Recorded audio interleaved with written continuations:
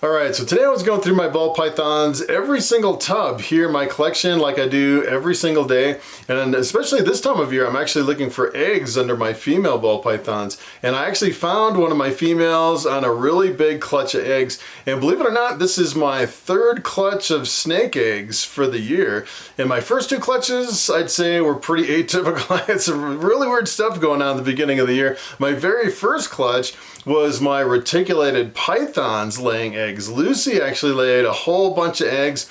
I got 37 good eggs from Lucy that have been cooking in the incubator for about 2.5 months. In about 2 weeks, those are gonna hatch, which will be, I'll definitely do a video on that one. We'll go through and cut 37 eggs in a video, which would be pretty interesting. And then my second clutch of eggs, that one was kind of weird too. I actually took an albino pied male and I bred it to an albino female. And for whatever reason, I got those eggs in the middle of February, which is really crazy. So here, you know, at the end of April, we're just, you know, finally starting to get some snake eggs. And I don't know why I got that random clutch so early. Those eggs have already incubated for 2 months and they hatched out, they shed, and most of them have eaten their first meal. So that's really unusual for eggs to hatch out that early. So I don't know what's going on. If that was actually from a previous year, as far as the kind of maybe some retained, a clutch that was retained from the previous year, or if it was just a really early clutch, which is kind of interesting.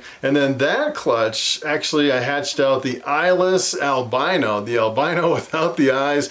And I actually did a video on that, and there's like, I think there's like 50 people that wanted to buy the snake with no eyes, which I was actually surprised that so many people wanted to buy that one. And I decided to keep it. I'm actually going to keep it for a while and grow it up a little bit. It actually ate its first meal with no eyes at all, so it looks like it's doing really good, so that's good. And then this one's kind of an interesting cross too. So this one, when I first started in ball pythons, I bought a coral glow het pied, which I bred to a normal when I first started out like 6 years ago in ball pythons.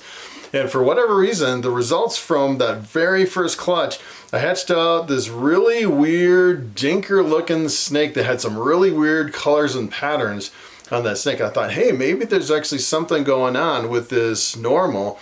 And it's also 50% het pied, so I thought maybe there could be some hidden gene in there that I'm not really recognizing. So what I've been doing is that once I grew up that snake, I was breeding it back to the male coral glow, and I've actually produced a few clutches from that. And my very first clutch that I produced a couple years ago, I actually got a couple normals. The normals look completely normal, and then I got a couple coral glows. And of course the coral glow is so visually dominant that you really can't see what's going on as far as, you know, kind of a Dinker pattern breaking through the coral glow. So it's kind of hard to see. And then I bred them last year. Last year I had a whole clutch of eggs.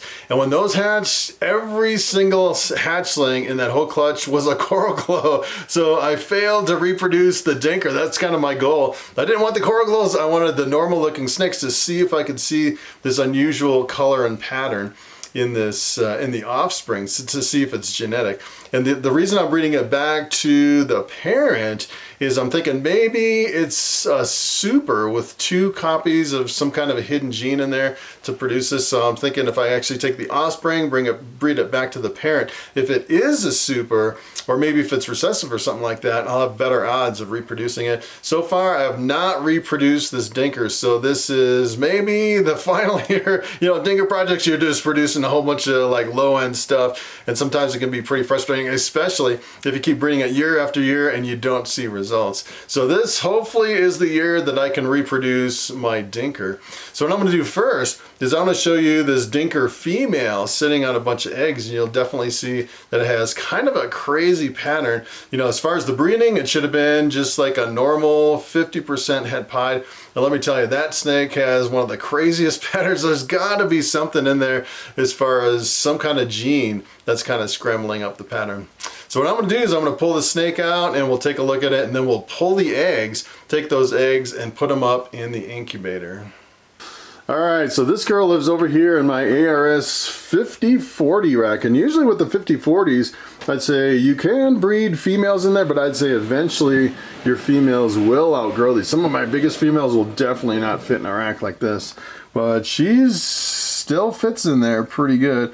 And she has a whole bunch of eggs. I don't know how many eggs she has. I'm guessing a smaller female like this, maybe 6 or 7 eggs as far as the number of eggs. Hopefully she doesn't have too many slugs in there. I can't really see anything. I just kind of peeked in there. I saw her this morning. Kind of the funny thing is I completely ran out of vermiculite.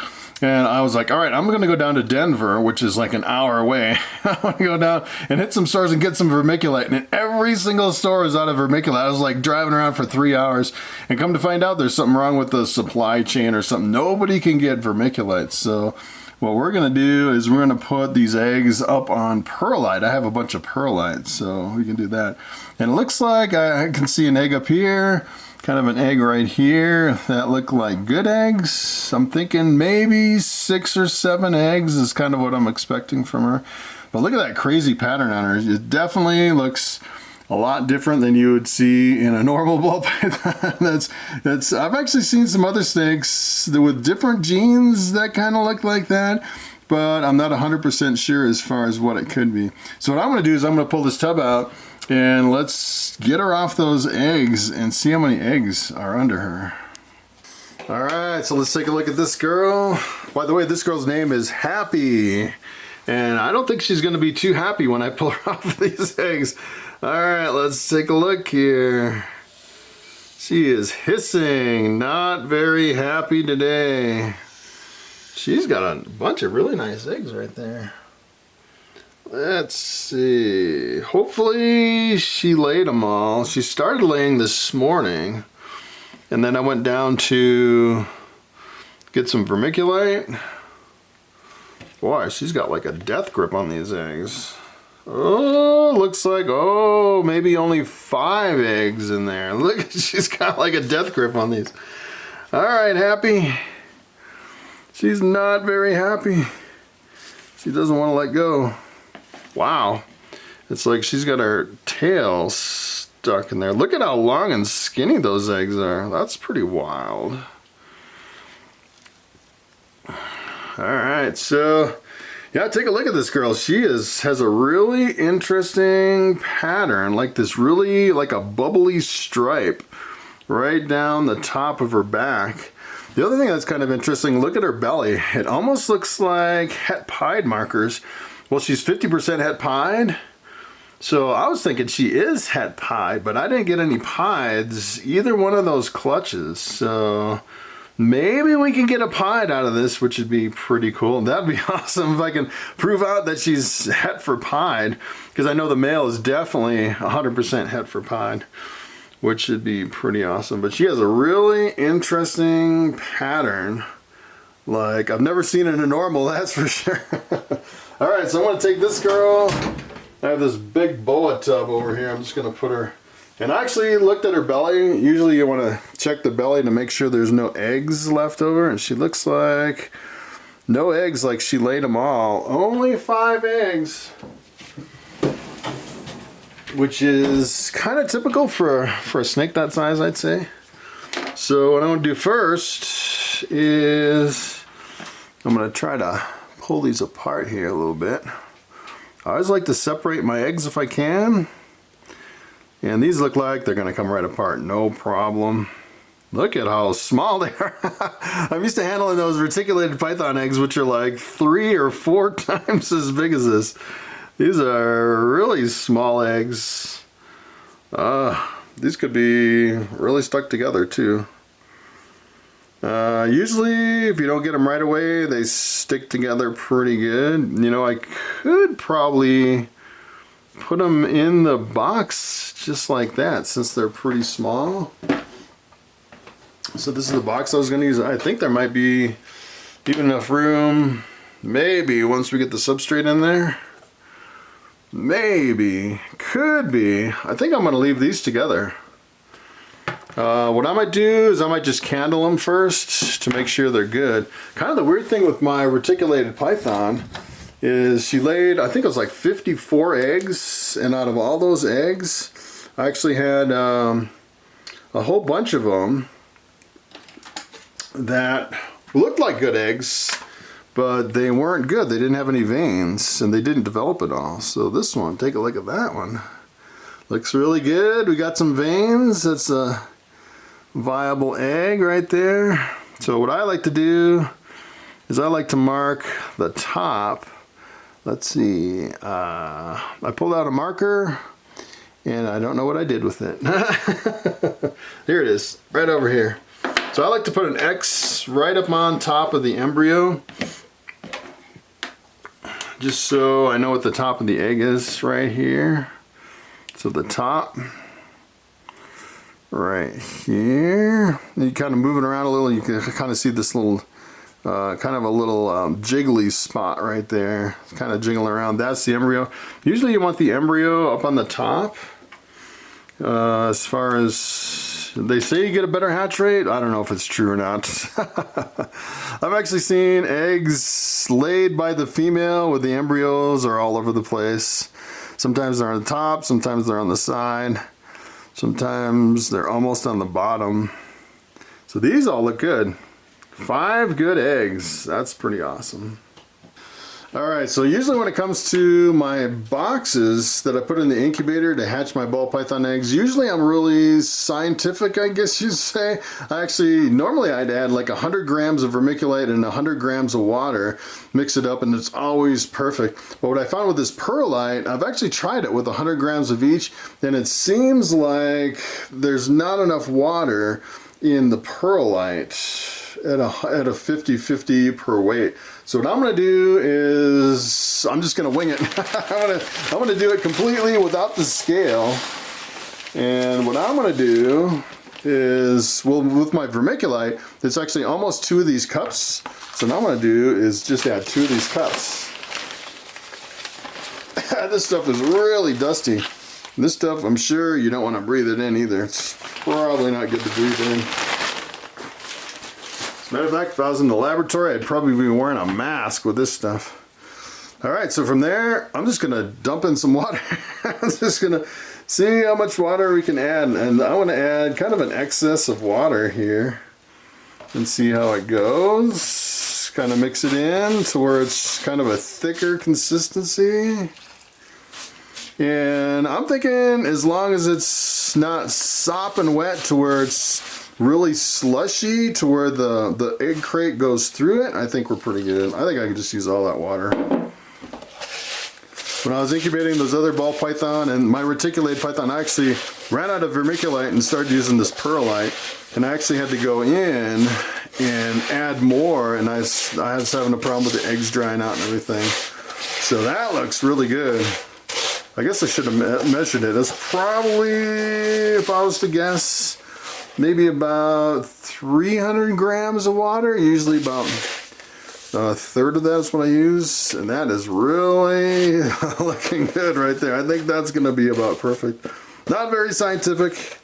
The problem is you know, if I'm showing this on video, everyone's like, well, how much did you use? I want to copy exactly what you did. And this one, you can't really copy. You just add a bunch until it looks like this. So that's another reason I kind of do it, so you can actually reproduce what I'm doing if I have success. And if I don't have success, then don't do what I'm doing. That's pretty much what I'm doing here. All right, so from there, I'm actually just going to put the grate right up on top there, and then I'm going to get the eggs and put them in the egg box. Alright, so it looks like they're fitting in there pretty good. One of the biggest things is you definitely don't want them to touch the top. I actually cover these with press and seal. You have to have at least a little bit of gap between the eggs and the press and seal.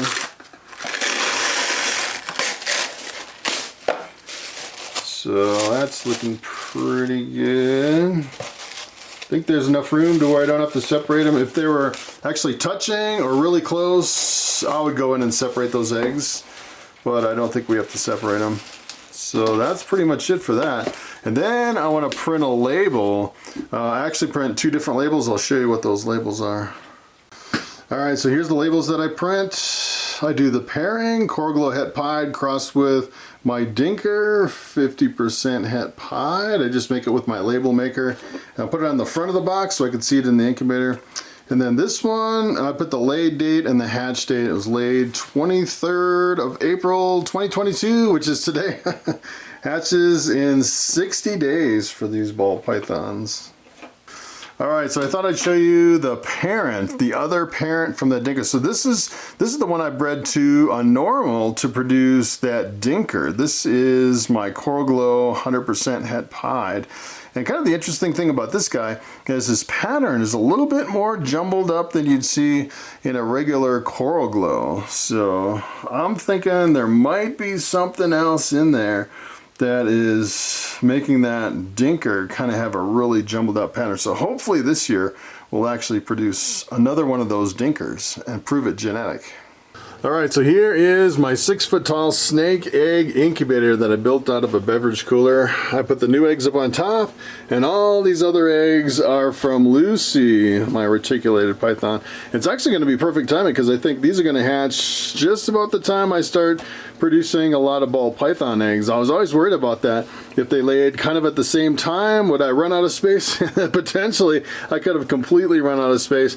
I do have a backup incubator that I've never used, but potentially I could crank that one up. I'd say it probably holds maybe 6 boxes. It's about half the size. It's actually an old scientific incubator I got from when the lab was closing. They were just giving stuff away and I picked it up, which is pretty awesome.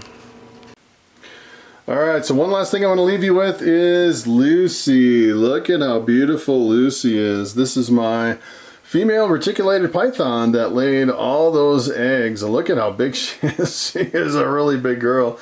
I recently transitioned her over to rabbits. She's been eating 5-pound rabbits, believe it or not. And the first couple she ate, I was kind of worried they might have been a little bit too big for her because she was like choking them down. And now she's absolutely pounding those rabbits. And she's gaining some pretty good weight. Look at how big and thick she's getting in the body from those rabbits.